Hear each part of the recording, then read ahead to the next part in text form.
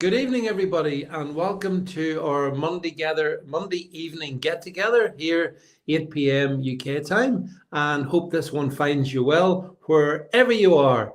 And we're streaming this out across the known universe and possibly a few other places. So we're over on Facebook. Hello to Facebook friends, YouTube, X, Getter, Rumble. As I said, that's where we can be found. And Northern Monkeys first on here comment dying to talk about the Make-A-Wish election. We're going to talk about there's a couple of things I want to talk about tonight. I want to talk about the Unite the Kingdom rally that happened in London at the weekend. And good evening to top supporter, a good friend, Chris Davies. Chris, good to see you.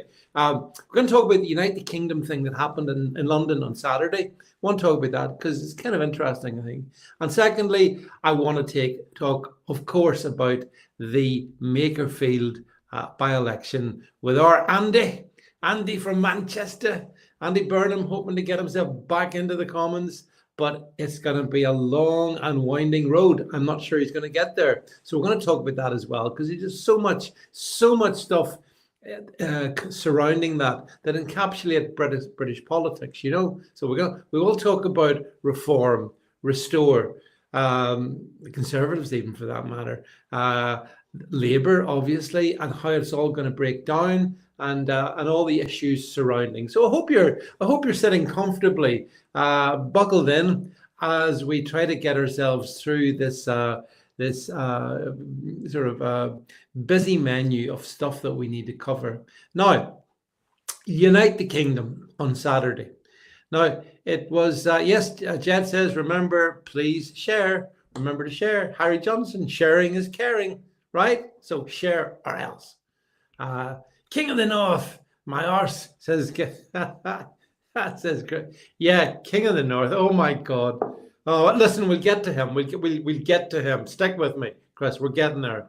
United Kingdom, I want to talk about that because, I wasn't at it for a very good reason. It was my grandson's second birthday. So I'm uniting the family. Tommy Robinson's uniting the kingdom. We've all got our job to do. But anyway, that's why I wasn't there in London this Saturday. But many people were, including many good friends, some of whom I know watch this. So I guess my overview of it was, I'm glad it passed off peacefully. They all do. The ones that I've been at all passed off peacefully as well. You know, but to listen to Sir Keir Starmer, he was in the control room. Did you see Sir Keir in the control room of the Metropolitan Police with Sadiq Khan beside him? And oh boy, they were watching. The face recognition tech was all over those. 100,000, 150,000 people that came along to show their patriotism, for want of a better word. You know, so Sir Keir was there watching them. Funny how the pro-Gaza, pro-Hamas march didn't get any face recognition on that. Maybe, you know, some people would say a bit of a double standard. Northern Monkey, you're right. As long as you're not at the Pally March with a Kaifa, you know, I can remember way back, this is how old I am. I remember way back at university, there was always a few lefties, even then, you know, back in the 1800s, that had their Kaifa. And I never really understood what it was about. And I still don't really understand what it's about. Northern Monkey says, look at them with their far right flags. Yes, all those Union Jacks, all those St. George's flags. Oh, it was pure hate that was on display, wasn't it? It shows you the inversion of the world in which we live. You've got all these patriots out there, you know, singing the national anthem, singing chanting good stuff, and demonstrating their loyalty to our country. And that's the danger. Well, you see, they are the danger, if you think about it. They are the danger for the likes of Keir Starmer. Chris says, 50 people attended according to Sly News. Yeah. I said maybe 49, but yeah. It's laughable. As I say, I haven't been at some of these. I know what it's like to stand up on that stage and address an audience of thousands. It takes a lot of nerve. In my case, it was at the end of January of 25 when I spoke to one of Tommy's rallies. And it was about -10 in London, which doesn't do people like me any good. But anyway, it was great. And they're great people who attend these things. You know, they are. I think Diane Abbott was doing them as for Sly News, and the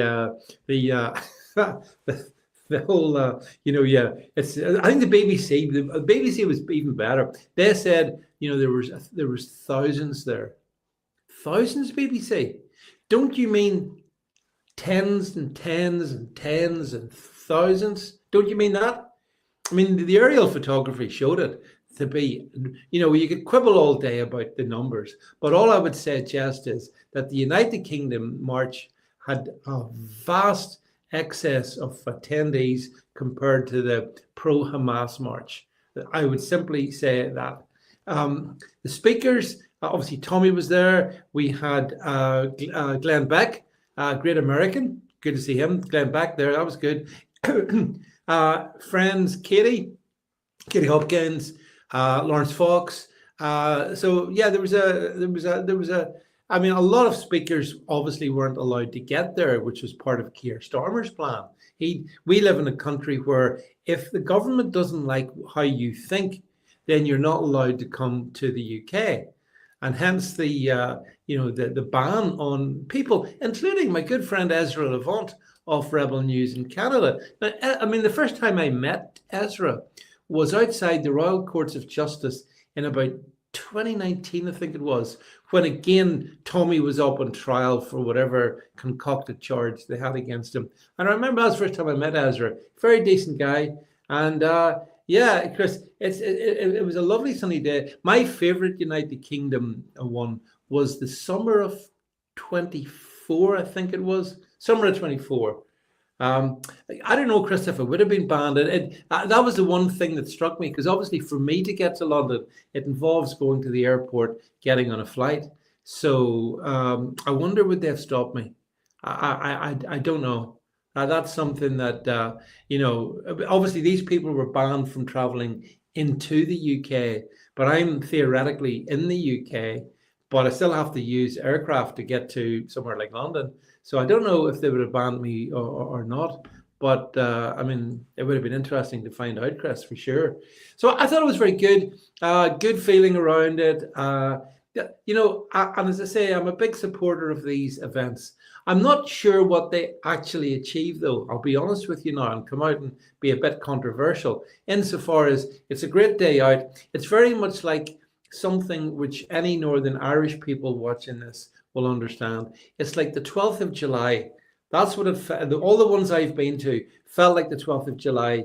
Union flags, just great feel good of the people that were there. And then it goes, and I'm not sure that beyond the event, there's much more until the next event. And I don't know if anyone wants to, venture a different opinion. I don't know that it changes anything. What it does do, which is important, it shows opposition to the government. That's the main thing.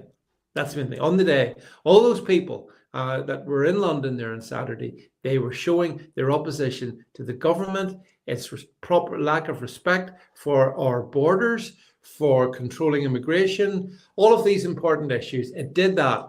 So that was, I guess, the thing. And Elon Musk actually managed to come in and have a quick chat with Tommy as well. So that's the second time Elon was good, actually. Did you see what Elon had to say? He said that he felt that the government must now essentially step down and a general election be called. So I laughed at that. You can understand why Keir Starmer hates Elon Musk. And on this one, I'm 100% with Elon Musk. But I mean, there you go. That was Elon's brief interview with Tommy. Obviously, if Elon Musk actually came to the UK, well, they'd probably stop him, Chris Davies. I don't think Elon Musk would be allowed into the UK, which is amazing. But I don't think he would by Stormer. So, or he might be arrested. I mean, the French have an arrest warrant out for him, and it's conceivable that the UK government might collude in that. So, I don't know. I think that at the end of the day, It was. Oh, I think this is the. This might be it. Actually, I can play you a quick excerpt. Powers are available to suppress the people, and so I really think there's got to be a change of government in Britain, and you can't. We don't have another 4 years or whatever the next election is. It's too long. Something's got to be done. There's got to be a dissolution of Parliament and a new vote held. And really what matters is rallying the people of Britain, really getting the people of Britain to get the message out there, talk to your friends and family, and build a massive power base among the people. And like I said, you really got to appeal to the sort of average, the normal people that just want to go about their business, that they're sort of in a village somewhere, they're working, they just want to mind their own business. But you've got to point out to them that if we don't take action, they won't be able to mind their own business because other people are going to come and maraud them. There's genuine risk of rape and murder, and the destruction of the country, and dissolution of the entire way of life. And so, yes, in the normal course of business, if things were if you weren't under a massive attack, then people should go about their business and just live their lives. But unfortunately, if the fight comes to you, you don't have a choice. You have to fight. So you have to rally all of the people of Britain to fight for the future. Let me ask and the if people this of Britain, doesn't happen, there won't be a future. Are you ready to fight for your future, Britain? There you go. I have to say, I agree with everything Elon Musk said, and it was brilliant to see him beamed in like that. And it's one in the eye for Sir Keir and all those other Stasi in Downing Street that would suppress her speech.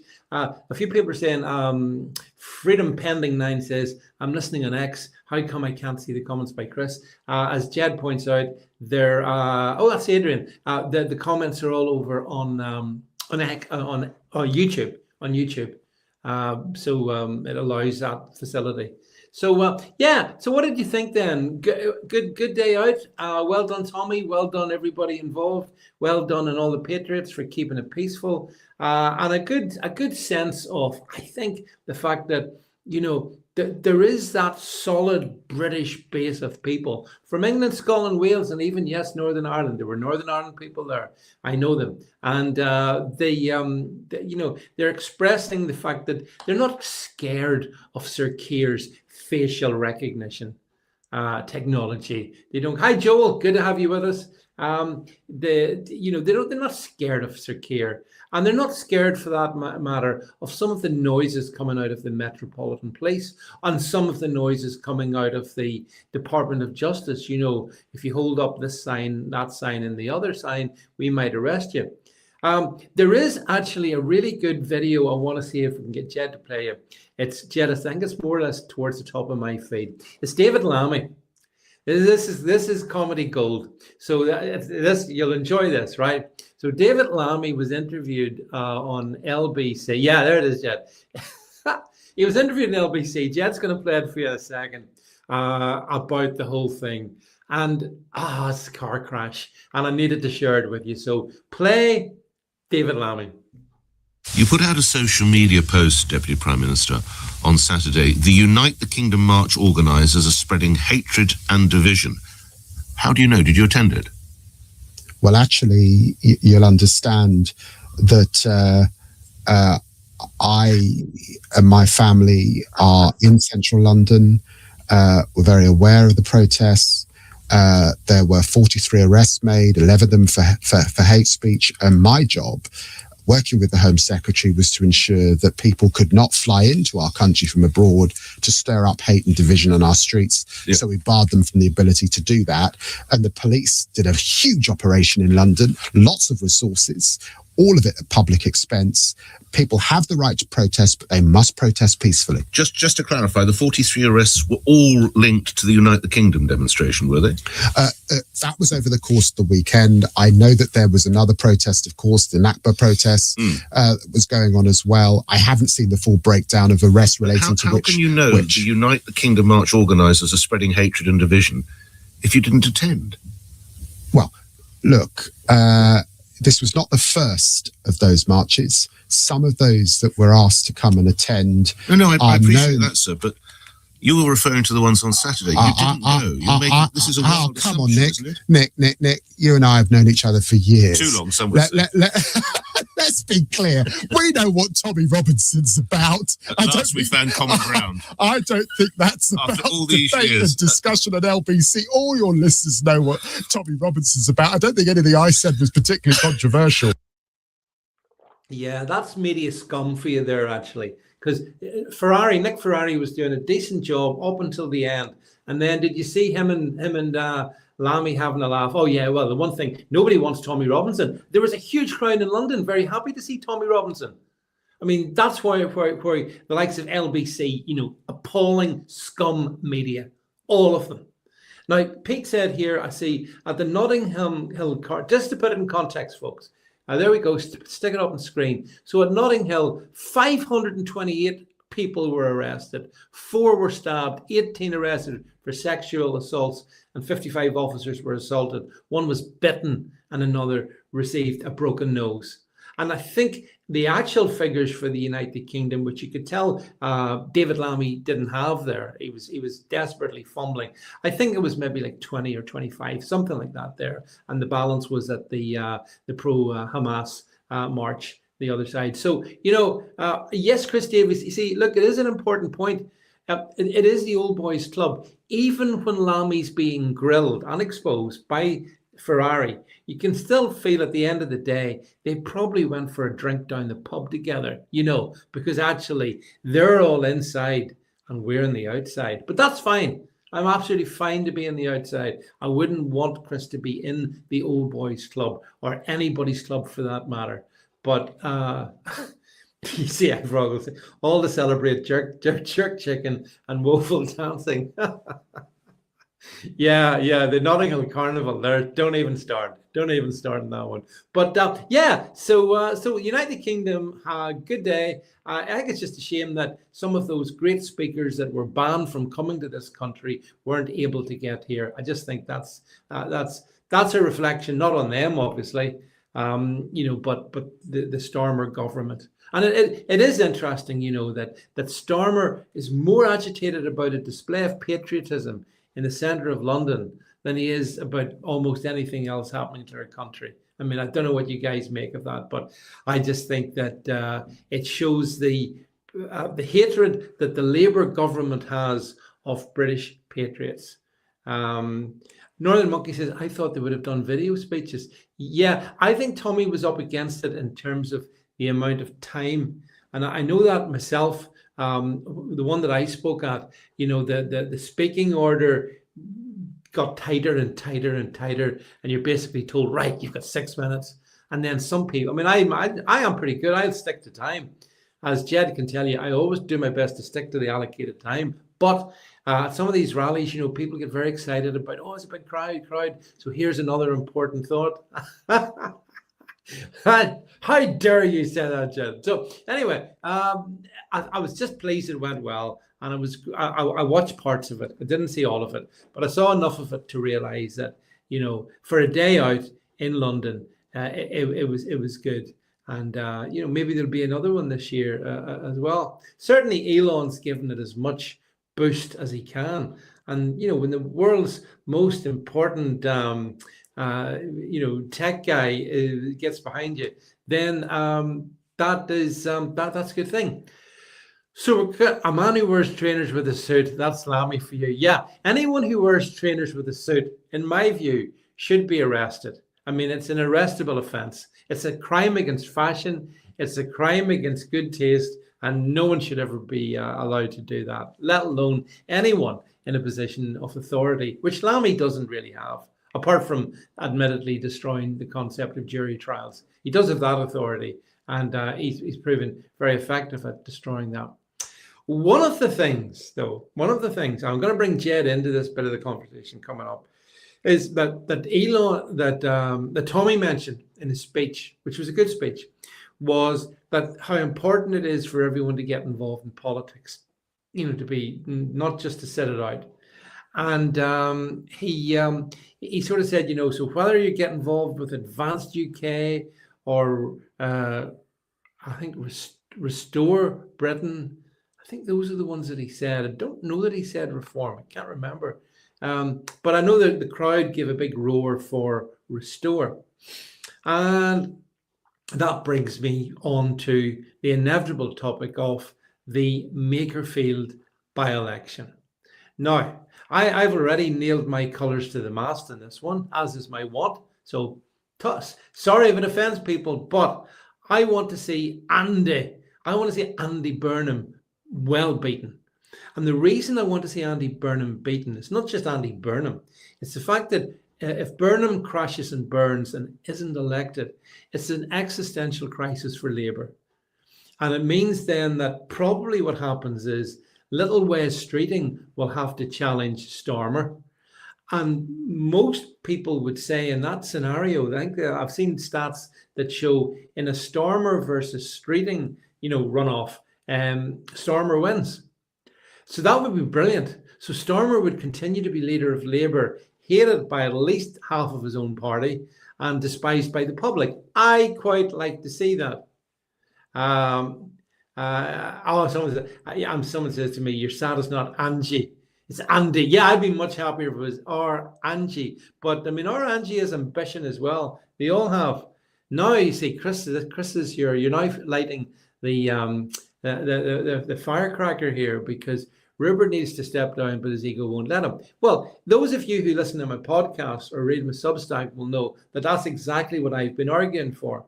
I don't want to be down on Restore or Advance or anybody, but I'm and this is, look, you just got to look at the facts. Reform just 2 weeks ago swept this area in the local council by-election. They won everything. They won 24 out of 25 seats. And then there was a by-election and they won that as well. So they won everything.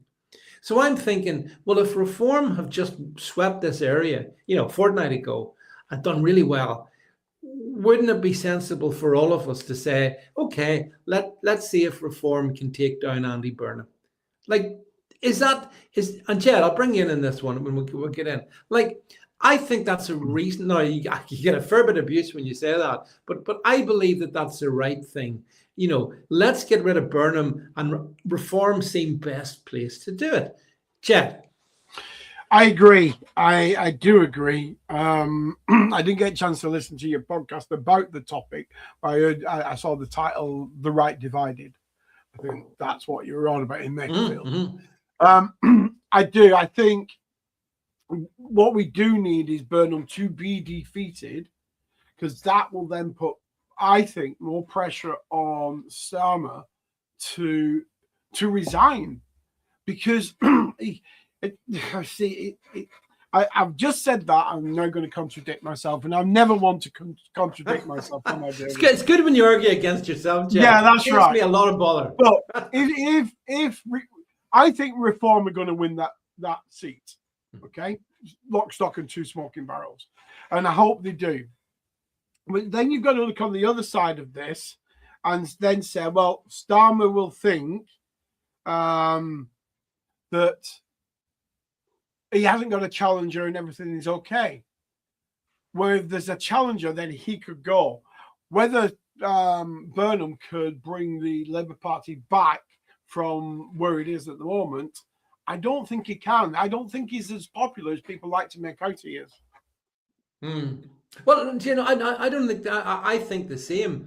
I think that, for example, there was a really interesting article in the Daily Mail today by Maggie Oliver, the former police inspector, who's also been an activist for speaking up on behalf of the girls that were victim of the rape gangs.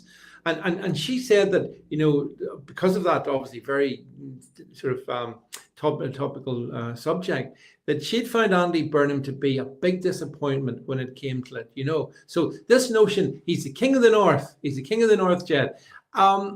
King of what? King of what? Yeah, no, exactly. King of what? King of Drug Central. King of Piccadilly Gardens, which is absolutely a disgrace. and a cesspit. You know, Yeah. what is the king of? If that's where he wants to be the king of, then he can have it.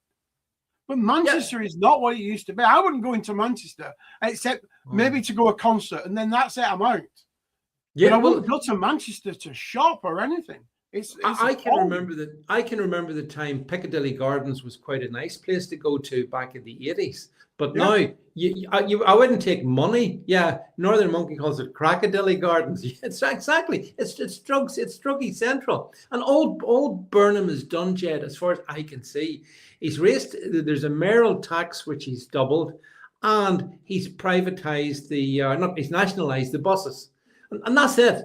And I don't think that qualifies you to be prime minister. In fact, that should scare people off from even voting for you, you know. But on the topic of, and I know it causes a lot of concern on our side, but I think Chris says he's turned Deansgate into a cycle lane. My God, I know Deansgate. Jed, the thing is that Reform have only just come out of a series of elections in this area and done really well. They won every seat. Yeah. So how on earth, and if any of the Restore people are watching this, how do you come up with this theory that you're going to win it? Because I've seen people in Restore saying when Rupert Lowe announced the candidature yesterday, and then the candidate herself today, who seems a very nice lady, but you know, Jed, they've got nothing, no track record in that area, and so why do you think they think that they're going to win it? I don't know. I really don't know. But I think, see, what do the left do when they think Reform are going to win something? They coalesce, don't they? One party gives up for the other and says, right, you, all my fans, you go and vote Labour, or Labour, I'll go and vote Green, or whatever it might be, to keep the common enemy out. But what do the right do? We actually bring down our own side.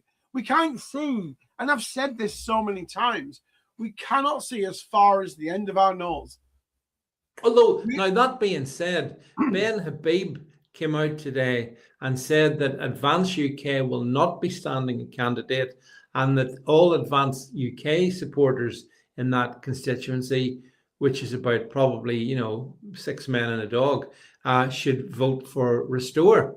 So Ben did come out and say, we're not going to put a candidate up. But see, I wouldn't even have seen the point in putting a candidate up in the first place, Jed. And it's the same with Restore. I mean, it's not that I've got a problem. I mean, I like Rupert Lowe, and I like some of the things that he says, but I'm also a realist, which you are as well, Jed. And just realistically, the party that's most likely to win next month in Makerfield is the party that won last month. Do you know what I mean? It's not rocket science. Well, that's it. And so is this an ego thing? Is this Al Stitch, in theory, Farage up? But I think we've just got to stop. And I see it, and I heard it somewhere today. I heard it, and I don't know where. But I heard somebody say, is Tommy now controlled opposition? I am fed up of hearing that saying.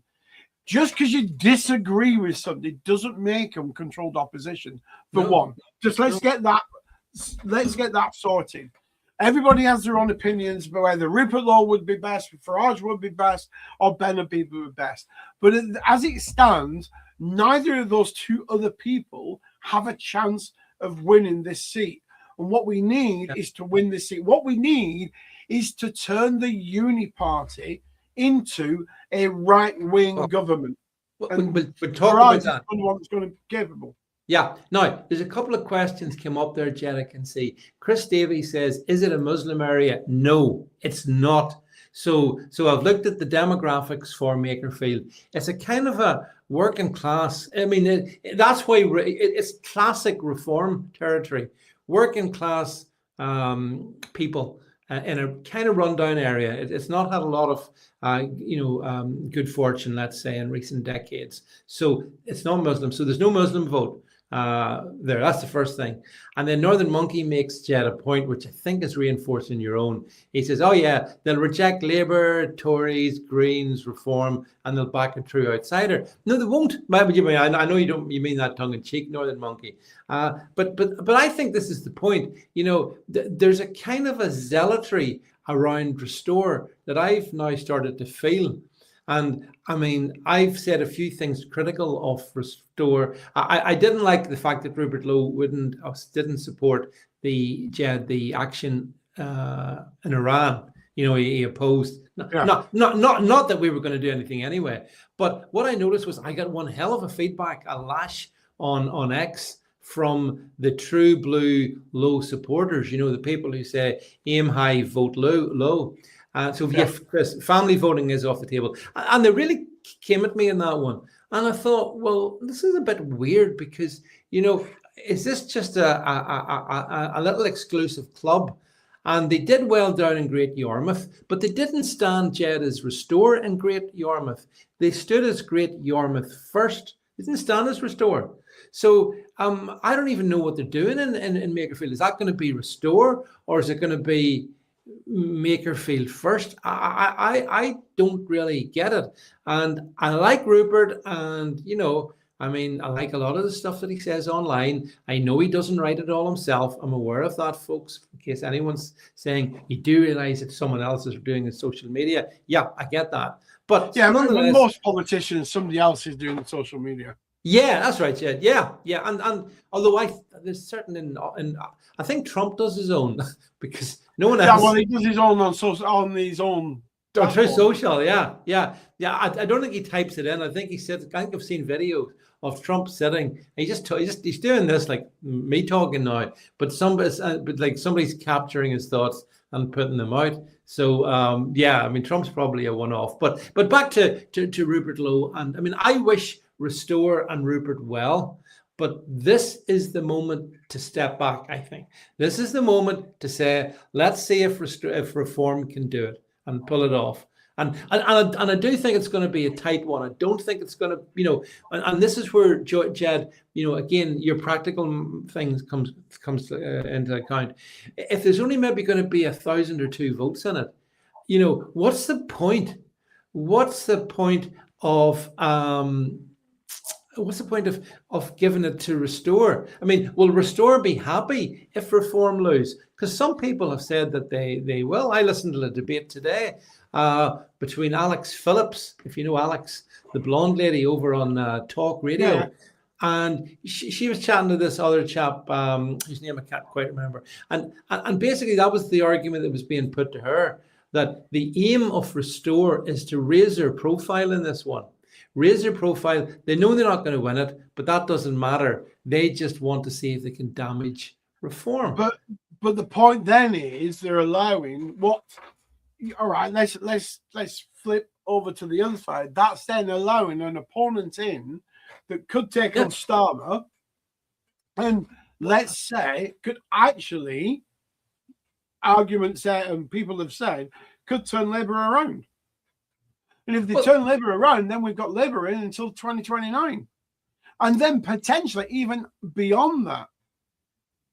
Yeah. Northern Monkey makes a couple of good comments here. He says spite will get Labour in.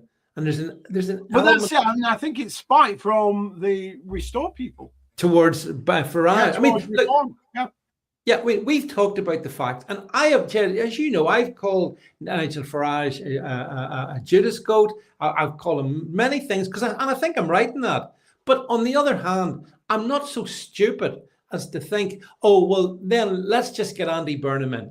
Let's get another 5 years of Labour so we can prove a point. That is stupid. Doug Averell says, whoever wins, Gemma will blame the Jews. Yeah, I get that comment. I'm sorry I can't respond, by the way. There's something wrong with my browser, and if I try to type anything, it all goes wonky. So apologies, I can't type a response to you guys. I just have to say it when Jed brings it up. But Jed. So I think spite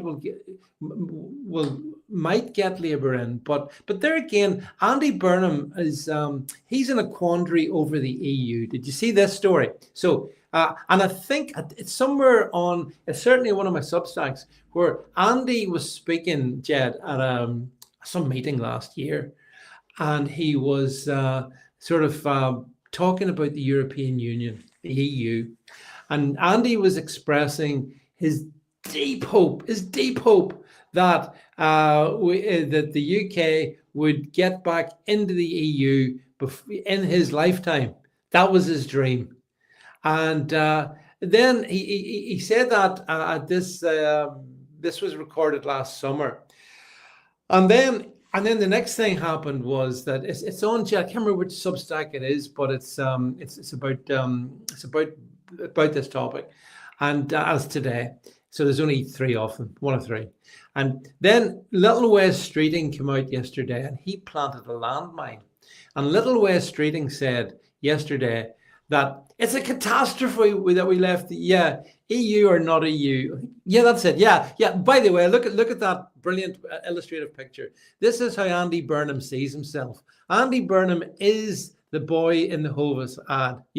Up north. There he goes on his bag. I tell you what, David, he's no Orvis cracker. I used to be Orvis cracker on CB when CB was AM, not FM. When it was illegal. Well, there he is. But I think, Jed, if you scroll down that, I think I embedded a couple of videos. Yeah, this is the first one. If we can, I don't know if we can play this, but we'll give it a go. We haven't normally played anything from your stuff. I'll give it a go. It happens, yeah. Long term, I'm going to be honest. I'm going to say it. I want to rejoin. I hope in my lifetime I see this country rejoin the European Union. I'm absolutely clear. Right, and then if we go down below, this is Wes Streeting speaking, I think yesterday.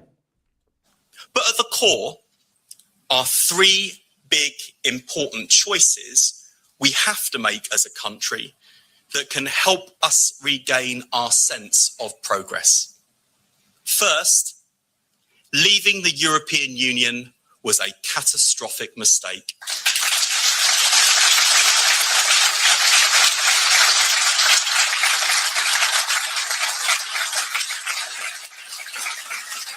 The Vote Leave campaign deluded itself into thinking that the UK could forge a global free trade nirvana, as though we still had the East India Company at our disposal.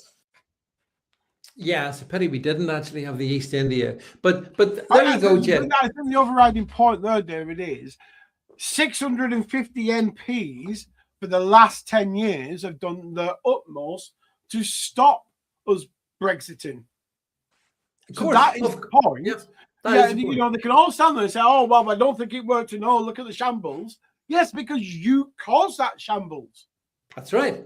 But the reason that this is why Wes Streeting is quite dangerous, Jed, and this is why we could be going into choppy waters. He deliberately said that, knowing that Andy Burnham has said the same in the past. But Andy Burnham is standing for election, Jed, in a constituency in Makerfield, which voted 65% leave. Exactly. So it's a landmine. And the way Burnham tried to get around it today, which is really pathetic, is to say, oh no, he's not standing on national issues in this. He's standing on local issues. So no. I know. He can't do that. And the reason he can't do that is because we all know he's standing so he can take on Starmer at the national level. Correct. I know. So you can't have your cake and eat it. How many times were we told that in 2016? You can't have your cake and eat it. Mm-hmm. Well, no, we could. But what we did is we baked the cake exactly as we wanted it, and then you took it away and smashed it to smithereens, saying, no, you can't have your cake. We could have had our cake and eaten it. But the point is, he cannot stand and say he's running on local issues when we all know the only reason he is running is to take over Starmer's job. Yeah, and this is where, again, I think Reform have put out some really good ads, basically, sort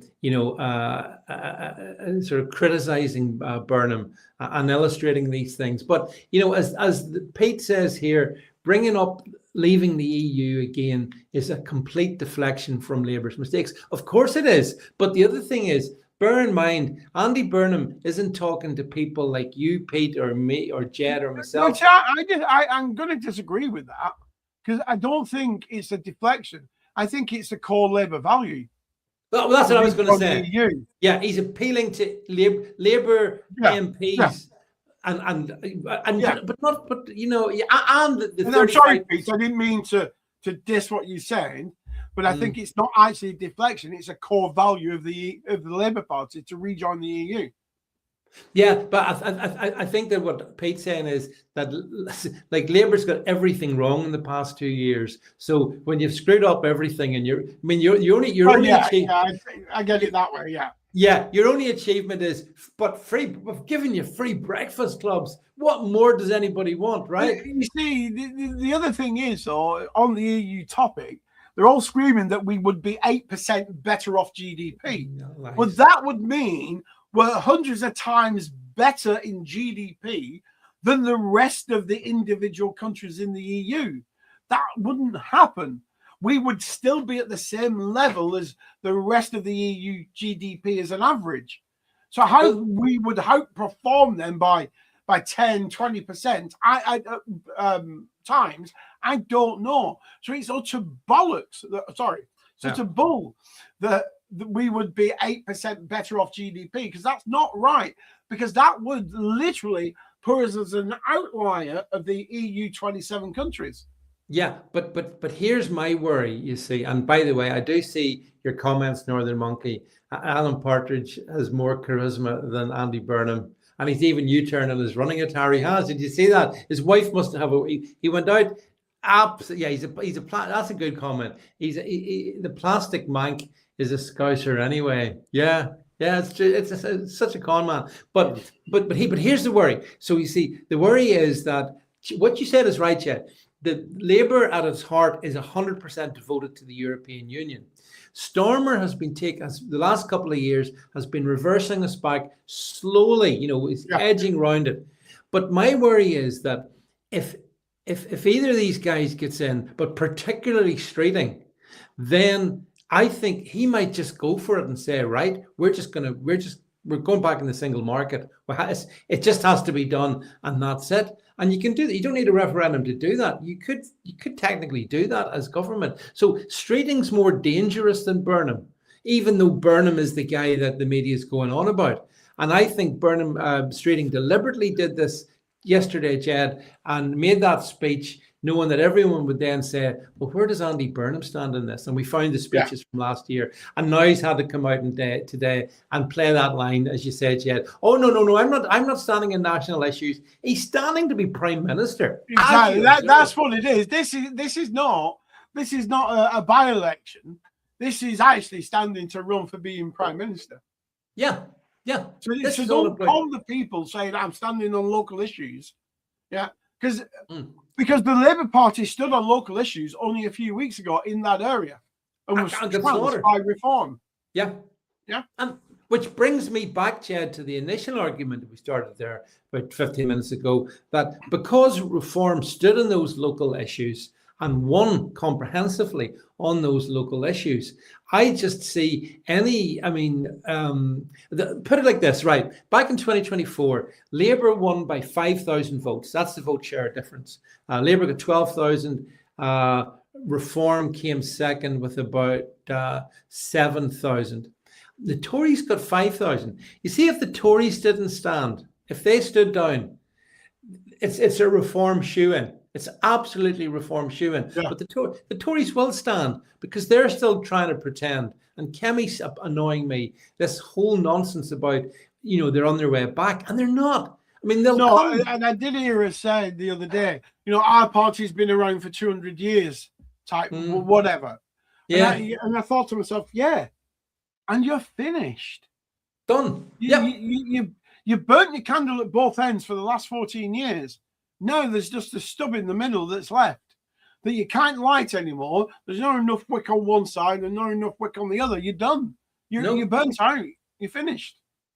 Chris Davies observes that West Streeting will be Labour's second gay leader. I'm not rising to the bait on that one, Chris. Not going there. But, apparently, actually, talking of such matters, apparently Peter Mandelson supports West. Seriously, Peter Mandelson supports West Streeting's bid. So that's why I'm saying. Maybe.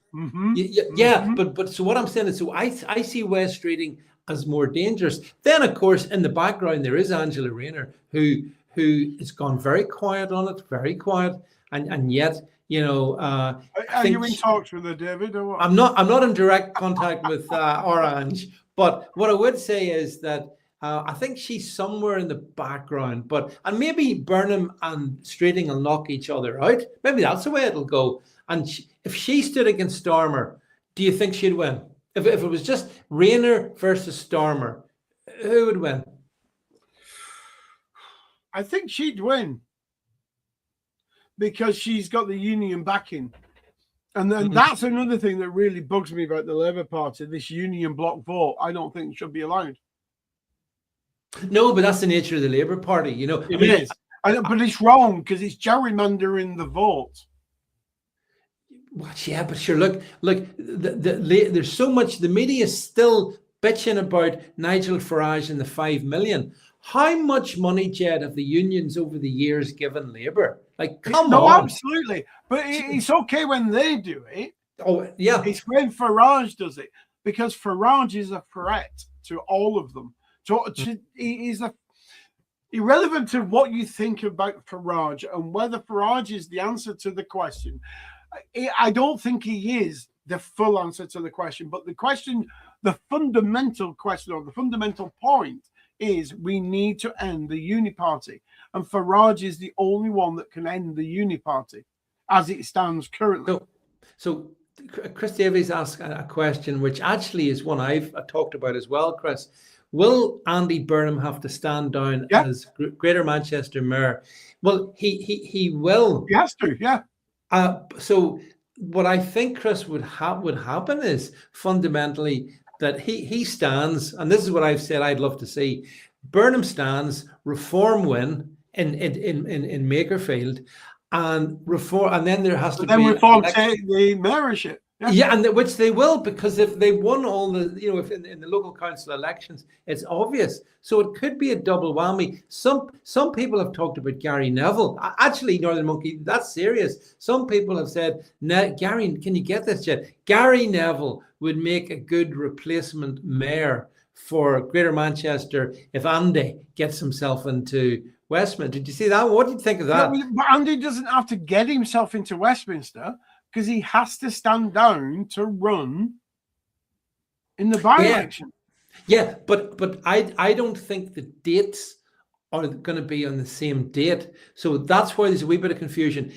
There's a possibility. So I listened to other podcasters talking about the fact that Burnham could stand, Jed, and lose against, say, Reform.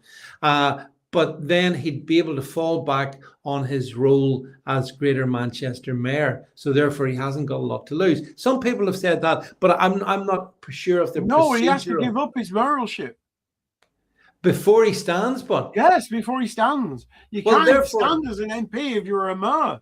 Well, this is what we talked about. Remember last Thursday on our live chat, I was again putting forward the most best result in the world would be Labour lose, you know, the by-election and Greater Manchester mayoralty position. I would love to see that. Chris Davies says Manchester City fans would never vote for him. Vote for for Gary Neville. Yeah. Well, of course, Gary Neville annoyed me enormously the other night. I haven't talked about this, but on Friday night, Gary Neville is a shareholder in Salford City Football Club. And on Friday night, Salford played my team, Grimsby Town, to get to Wembley, actually, in the second division playoffs. And we beat them 2-1, and then it went to extra time, and it went 2-2, and then within 2 minutes of end of extra time, they got a winner. So Gary Neville made me, because I was looking forward to sending the tweet, Jed, you know, hi Gary Neville, you okay, hon? I was so looking forward to doing that. And then fate intervened, and I'm going to have to wait for another year before I have a chance to get to Wembley. But yeah, I mean, look, it just seems to me so obvious that you're right, Jed. You don't have to like Nigel Farage. You don't even particularly have to like Reform, but you should realise that beating Andy Burnham is the thing that should unite all of us here. Everyone should want that. That's right, and that's what the left do very well. The left stand aside for the whatever party is key in a particular area. They stand aside and say to their voters, vote for that other party. Why? Because that'll keep, for example, Reform out. Yeah, exactly. They do it quite regularly. And that's what we need to do on the right. We need to stop having these massive egos. Oh, the Tory party are 200 years old. Yeah, well, you're done and you dusted. Rupert Law, just stop it, because all you want to do is raise your profile. You don't care who wins, and that is the other problem. He actually doesn't care who wins. He just wants his name in the news. There's an element of truth in that it's about building the Restore Britain brand. Well, it's for the greater good. We need to do like the left do for the greater good. The right never do for the greater good. We fight amongst ourselves. We talked about this last week. I think it was Worcestershire City Council. I think it was that one. And that was one where Reform had won the greatest number of seats in the council by-election. But what happened is Labour, Greens, Lib Dems all came together, formed a pack. And by doing that, when you added their individual seats together, it got more than 24. So in other words, Reform are sitting there as the single biggest party in opposition because the lefties have all united. So, that's right. and that's what I would like to see us. Chris says, I'm sure Gary Neville has already blocked me. I'm not sure if he has. Certainly Gary Lineker did a long time ago. But so it's just a bit of a question of having a sense of what is the most important thing at this point in time. And I think, when this by-election happens in mid-June, whenever it is, the most important thing is Labour lose. It's going to send them. That's all we have to focus on. That's it. Don't worry them out. Yeah. Nothing else matters. Yeah. Honest to God, it doesn't matter about other things. If we do that, if we get that result, then Labour's in an existential crisis, because that means the King of the North is staying in the North. It means that he's staying in the North out of a job. Well, potentially so. Yeah. Right. I tell you what I'm going to do. I like AI. Yeah. Yeah. I like AI. So let me ask AI this question. Does Andy Burnham need to stand down as Manchester Mayor to be able to run in a by-election to be an MP in the Labour Party? So let's see what AI has to say, okay? Because I'm a great believer in AI, and it says no, he doesn't have to stand down just to be a candidate in the by-election. But there is a key catch. Andy Burnham can stay as Mayor of Greater Manchester while he runs for Parliament, but UK law doesn't force him to resign at the point of standing. What does matter is he is allowed to contest the Labour selection and the by-election while still mayor. However, if he actually wins and becomes an MP, he must resign the mayor. Yeah, so that's what I was trying to say. So, right, so I was wrong. Yeah, and can I say, Daniel, by the way, says, aka John says, how good not to have Lineker's name for ages. I wanted to thank you very much for the Buy Me a Coffees, which you kindly sent me earlier. If anyone else wants to support my work by buying me a coffee, there's a link under every podcast that I do. There's also a link on davidvance.net as well. Yeah, just if you're able to do that, give us a bit of support, So the main thing is we shouldn't lose track of this one. It's not about Rupert versus Nigel. It's about us getting Andy Burnham's nose in the dirt and putting our boot on the neck of Labour. Because, see, Jed, I honestly think that if Burnham does fail, and the statistics should suggest that he will. I mean, people are saying, oh, but the star power. But I'm not sure Andy Burnham has star power. I don't think he does.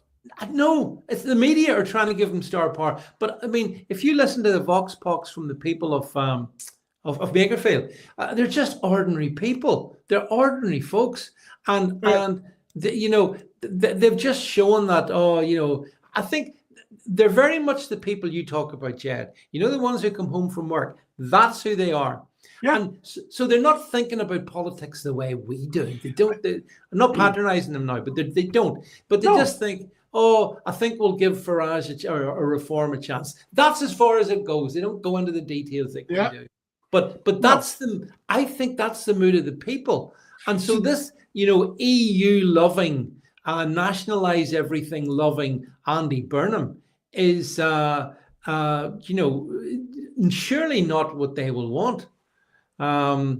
So Pete says, Jed's being reasonable, checking the law. However, Labour will happily change the law to suit themselves if it means their own. Yeah, well, they'll do anything. I mean, that's why. But again, this comes back to the point. Not only do I want Andy Burnham out, and contrary to what Keir Starmer's trying to pretend, it's not a change of leader we need, Jed. It's a change of government. Change of government. That's it. That's what we want. An election.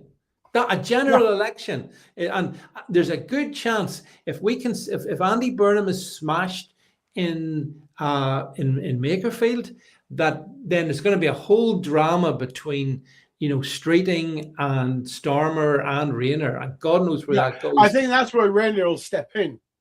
If Burnham fails.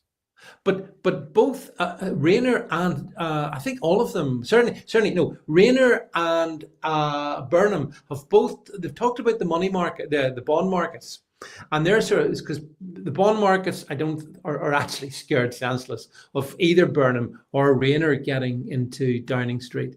Streeting maybe less so. And Burnham said that, you know, and Rayner have also said something along the lines of, we have to stop worrying about the bond markets. But Jed, that's like having an overdraft and saying, well, we don't have to worry about the bank. But you do, because that's where your funding comes from. Yeah, and that's where that's where our borrowing prowess comes from. Our borrowing, you know, if the bond markets go tits up, then it costs us more to borrow. Because we are more of a liability. It shows that socialism doesn't care. As long as they can spend everybody else's money, they don't care. Yeah, absolutely. So I think it was the wrong area, and I think this could be egg on their face. If Burnham fails, then I do think we've got a battle between Street and Angela Rayner. I think so. I mean, by the way, Chris Davies, Andy, this whole, you know, Andy's the man for Makerfield. That I don't believe that was the first constituency he wanted. He wanted an inner city Manchester one. And there was one, I can't remember the name of it now, but there was one in particular that was being floated about by Camp Burnham. The difficulty there, Chris Davies, is that the incumbent MP, his surname is something like Isbal Khan. Right, so it's classic Labour inner city, and he said when he heard these suggestions that he was going to step down, he said, "I'm not stepping down." So Burnham couldn't get what he wanted, which was an inner city Muslim heavy. He couldn't get that one, so he's gone to this working class Makerfield area. So you know, yes, Daniel, his views are they're going to be vote losers. It's going to be fascinating to watch how he does it. The thing is, right, because we sit here and we discuss, and all our great people that follow and the great comments and inputs into the discussion. But you've got to understand, you know, I speak, right, let's put it, did you call somebody up then? Right, I've pressed buttons when you're talking. There is somebody who now listens to our show that I know, right, listens to the show on Thursdays. Yeah. That said to me, well, for years I never knew that people thought like I thought. But what you've got to bear in mind is that guy I speak about, Mr. and Mrs. Joe Soap, they haven't got a clue what we're talking about. They don't see things like Paul Joseph Watson. They don't see you. They don't listen to your podcast. They don't see anything other than what is presented on that square box in the corner of the room when they get home and sit down for their tea. Yeah. And whatever is presented on that, and for all the people that sit there and they've chastised me or they've had a go at me, I'm looking at it as a realist.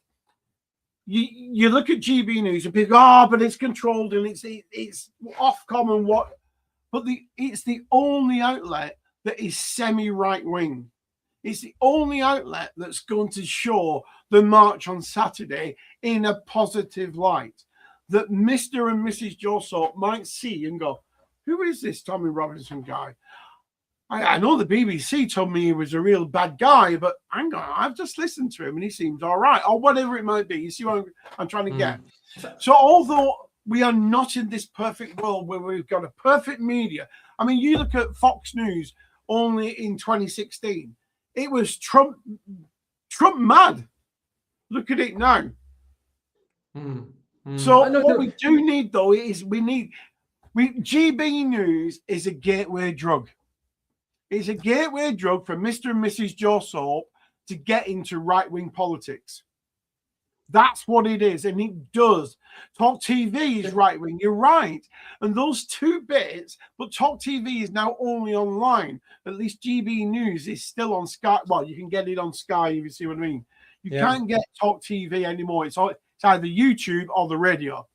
So the point I'm trying to get at is, these outlets, although they are Ofcom controlled, they are a way of gateway drug. Yeah. The Joe Soaps of this world. The people who don't spend all day on Twitter, don't spend all day. In fact, they might even see a front page of a newspaper, but they might and they might not. So there's a few things I wanted to say here. Chris Davies says, yeah, but they do listen to the hardest working man in politics. Yes, Chris Davies. And they do. The online is significant. Here's the thing, Jed. I was sitting in a little coffee shop this lunchtime, just having a cup of coffee. And I looked around me, occasionally. And I was stuck on my phone, right? But what struck me was, there was lots of people, and I would say between probably 50s, 60s, 70s, there was that age group. And they were all on their phones. Now, they were probably... Yes, but they're all on the phones to the family. Well, I like to think they were all... And fashion and reading my every word. And cooking and things. They're not on the phone for politics. This is it. We live in a bubble of politics. We do, I that's true. literally can talk to my neighbours either side of me, and they wouldn't have a clue what I'm talking about. But you're right. They don't come across it. No, and you're right, Jen. And it is a fair point that, of course, we're in a bubble. I'm always very aware of just the sort of bubble we're in. But it's not the bubble that we're a right-wing bubble. It's a bubble that we're involved in politics as a whole, when 95% of the UK population aren't. Well, the thing is that, ultimately, I think there's a kind of just a mood that catches people and sweeps people. And I think the mood in Makerfield is going to be for reform. Yeah, and this I is how agree. we started this discussion on it, and we'll finish it on this note. I wish Rupert well. I wish Restore well. I agree with a lot of the policies. Some of them are a lot tougher than reform, but listen, I'm only interested in next month, and I'm interested in beating Andy Burnham. And if voting reform achieves that, then people should vote reform. Kemi Badenoch, by the way, is a disgrace. I mean, I've heard some of her comments, and you've summed it up, Jed. I mean, the Tories are dead in the water. I listened to, there's a guy, one Tory guy that some of you might know called David Frost, Lord Frost. Yeah. And he was kind of close to Boris and stuff. And I know a few people that know him. Anyway, he was basically saying, he had the honesty to come out and say that the Conservatives have totally lost the way, that the strategy with Kemi Badenoch isn't working, that they're not capable of winning elections. He's right. He's absolutely right. So on that basis, why the hell are they standing? Well, they're standing, I think, Jed, in Makerfield, because they, along with Labour, are the uni party. So it suits them, if you know what I mean, to stand. I do. I think that they're standing because they're delusional. Yeah. Because they still think they are the major party. But they're Jed, not. Yeah, they but are look at the still results. a dying party. Yeah, if you look at the results from the 7th of May, I mean, they lost 570 odd council seats. They were humiliated in Scotland and Wales, and she comes out and says we're in the way back. And then I know, because I wrote a thing of this on my Substack, if anyone wants to go and read it. And, you know, I understand people saying, well, she has to say that because that's her job, you know. Yeah, you have to say that. But I'm afraid maybe that's why I do want to be in frontline politics. I want to be above it all. And I'm saying, yeah, but I don't give a toss about your party. What's best for the country, Jed? And what's best for the country is a change of government, getting Labour out, not putting the Conservatives back in, and let's see what will be amongst the newer parties. And that means it starts next month in Makerfield with Andy Burnham getting beaten. And if Restore end up muddy in the waters, I can't say I'll be very happy, you know. So, spoiler alert. Chris Davies says to me, Jed, good luck when you go to Birmingham, David. Yeah, I'm over to Birmingham. I can't remember, a couple of 3 or 4 weeks to see a concert at the Symphony Hall. Staying in the required hotel, Chris, I would point out. So, that's all sorted. Kemi's saying everything to try and keep donors. Yeah, that's right. That's a really good point, actually. This is the thing, you know, they all bitch about Farage, but they're all doing the same game. Anyway, folks, listen, we have reached the end of our allocated time. It goes very quickly, Jed, doesn't it? And we only had 2 topics. So we only covered one of them. Yeah, that's why the Thursday show lasts for an hour and a half, because we tend to talk about more than 1 or 2 topics. But anyway, look, I want to thank everybody so much for tuning in tonight, and I hope you enjoyed the banter. It's always good. It's good. It's good fun, and of course, thanks to Jed for making it all run together so smoothly. Daniel says, "I keep my car doors locked whilst driving past Birmingham." Yeah, I know. It's not got a good reputation, has it? Anyway, look, we're done. Check out my Substacks tomorrow. There'll be Substacks coming out. Check out the daily podcast. And then if you also want to get real punishment beating, don't forget to check me out on X as well. And we will catch up again live with Jed and my other colleagues, Adrian and Paddy and Grantonio on Thursday evening as well. So as I said, look, thanks very much for being here this evening. Final point call out. If you want to support me, buy me a coffee. There's links to do that on all of my podcasts. And we'll see you Thursday night, but I'll see you all tomorrow. Good night. Good night, everybody.